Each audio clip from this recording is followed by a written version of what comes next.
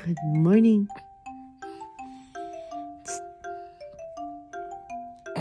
Good morning. Mm.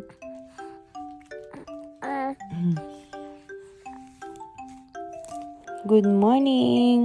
Ito na nga at nagising na kami at si Dudu nga. Ito nagsisimula na siya magluto nitong breakfast. At ito nga yung niluto niya. Nagluto siya ng tosino, hotdog at saka nga ng skinless. Pagkatapos nga namin kumain, nagsigayak na nga rin kami para nga maaga rin kami makaalis dito. At ayun nga yung ating outfit at same jacket pa nga rin yung suot natin. Hindi na nga ako nagdala ng maraming jacket dahil nga ang hirap pa at ang bigat sa bagahe. Ang akala ko nga is maglalakad-lakad pa nga kami dito sa may bump ng downtown. At hindi na nga daw dahil dun sa next na pupuntahan namin ay kailangan namin ng mahabang oras. Nakakatuwa lang talaga yung disiplina ng mga tao dito sa Canada. Dahil dito sa Canada, kailangan mo talagang sundin yung mga traffic rules. At dito nga rin talaga may mga respeto talaga yung mga driver. Hindi ko naman sinasabi na dyan sa Pilipinas ay wala. Pero yun lang kasi napansin ko nga dito sa Canada. Dahil pagka nakita ka nga nila natatawid ka sa may pedestrian lane, talaga namang hihintuan ka nga nila at papatawirin ka nila.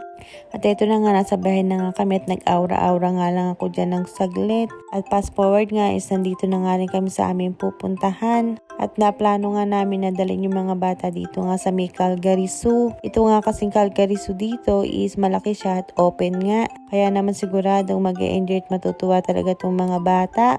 At ito nga sa Ate Luis, isa nga ito sa nilulook forward niya talaga sa biyahe namin ngayon. At ang mga outfit nga nito mga anak ko is parang Korean.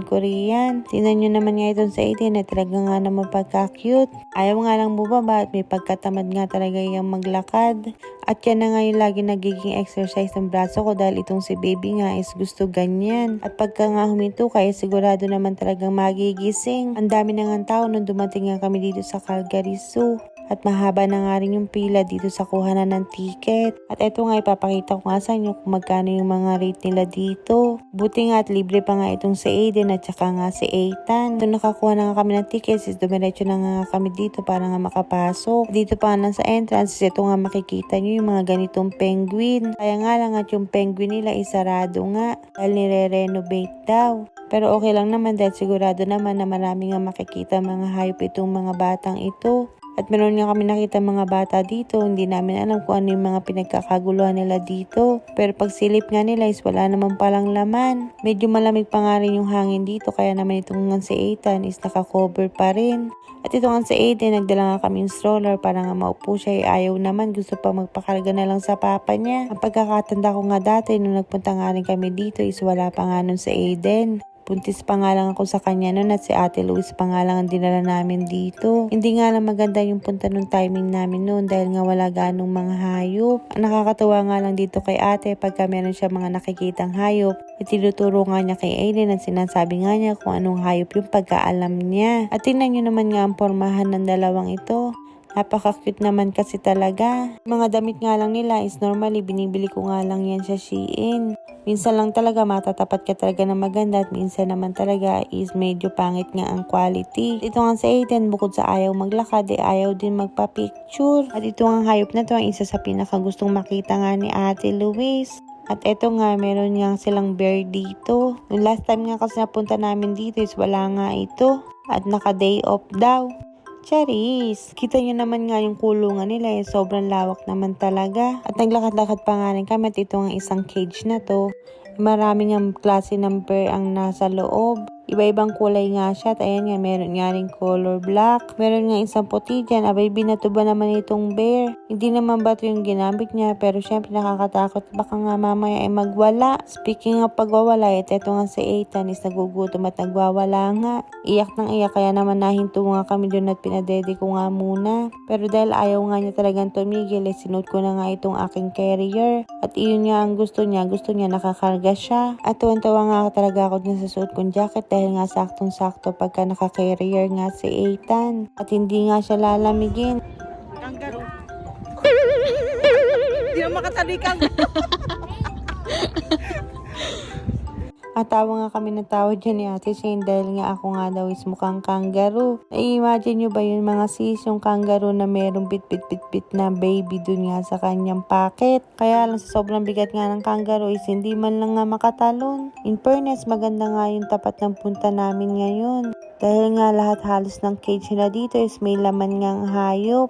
At isa nga rin itong mga monkey na to, yung tuwan-tuwa nga si Aiden at saka nga si Ate Luis. Paano nga kasi buong pamilya sila, merong nanay, merong tatay at meron ding baby. Pero ng mga oras nga na to, yung paa ko at saka yung mga binti ko is pagod na pagod na. At hindi lang yun, ako ngayon nagugutom na rin. Buti na nga lang at nagbitbit nga kami ng mga snacks na ganito dun nga sa may stroller namin. Pero yung mga snacks nga talaga na yun, pangsuhol ko nga yung kay Aiden pagka nga nagsusumpong na. At dito nga talagang sobrang bigat na ng paa ko at hindi ko na nga talaga maihakbang. At ang sabi ko nga kay Dudong, tulungan niya na ako at eto nga tinulak na nga ako para makaakyat na dito.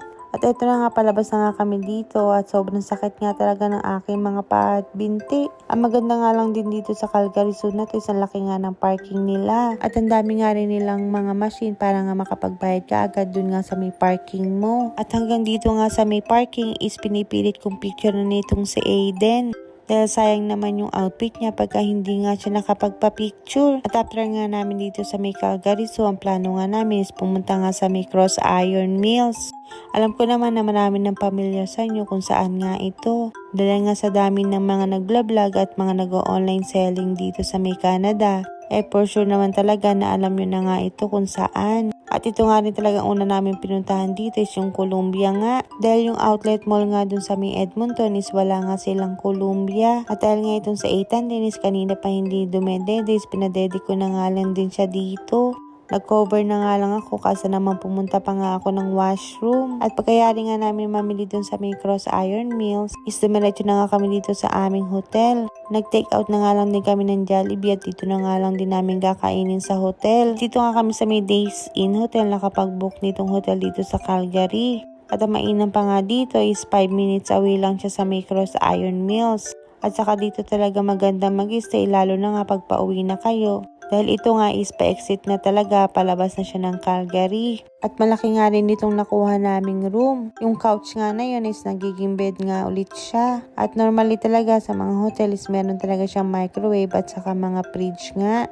At ayan nga yung washroom, matapos meron siyang 2 sink dito sa may labas niya. Ang pagkakasetup nga nitong room is parang pinilit lang na ilagay yung 2 sink nga dito sa labas. Pero hindi ko lang din alam kung ganun talaga yung setup nila. At pagkayari nga, meron nga rin 2 bed dito sa may loob. Nagmamadali na nga rin dyan si Ate Luis dahil nga gusto niya na mag-swimming. At habang sila nga nag-swimming dun sa baba is kami naman ni Ethan na iwan na lang dito sa taas.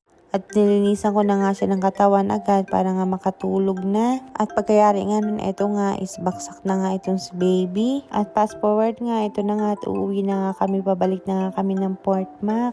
At ang haba na naman nga ng aming biyahe. Dahil simula nga sa Calgary hanggang Port Mac, isaabutin yata siya ng 9 hours. At buti na nga lang din itong si Dudong is mahilig mag-drive. At kaya nga niya mag-drive ng ganong kahaba na walang kapalitan. At habang pauwi nga kami, naka-receive kami ng notification dito sa aming cellphone. Emergency alert nga siya dahil nga dito sa Port Mac is meron nga daw nagsisimulang sunog. At habang nasa biyahe nga kami, nakikita namin yung maitim na usok dito nga sa langit. Nakakatakot nga lang pag ganong may mga alert dahil nga dati is nasunog na nga rin itong Port Mac. Wala pa nga kami dito nun sa Canada, si Dudong pa lang. At hindi pa rin siya dito nakatira noon. Babalitaan ko na lang kayo sa susunod kung ano nga nangyari dun sa sunog. At eto nga, nandito na nga kami sa bahay. At ito pa nga, isa pa rin nakakainis pagka nga galing ka sa bakasyon.